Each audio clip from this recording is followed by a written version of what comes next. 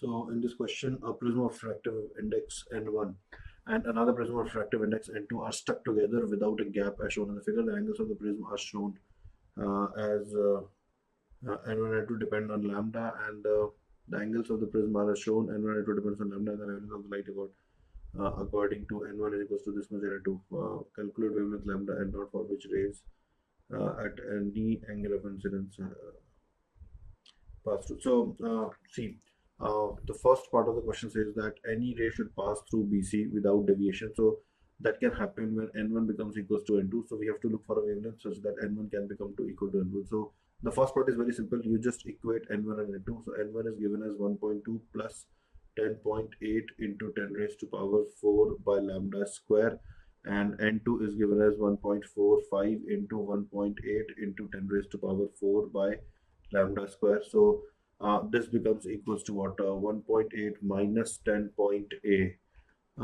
This is 1.80. This is 10.88. Okay, so this will come to the other side. So 10.8 minus 1.8 will become 9 into 10 raised to power 4 by lambda square is equals to 1.45 minus 1.2. So that is 0.25. Square root of both the sides will give us 300 by lambda is equals to 0.5 is equals to 0.5. So lambda will be equal to 600, and here lambda is in nanometer, so we are getting 600 nanometer. So the answer to the first part, the answer to this part will be 600 nanometer. Now the lambda naught is equals to this. Now the question says for light of wavelength lambda naught, find the angle of incidence I on the face AC such that the deviation produced by the combination of the prism is minimum. Now consider this: if these two N1 and N2 become equal for lambda naught, and we are sending light of wavelength lambda naught, and the angle of incidence is I, and we have to look for I such that the angle of such that the deviation is minimum.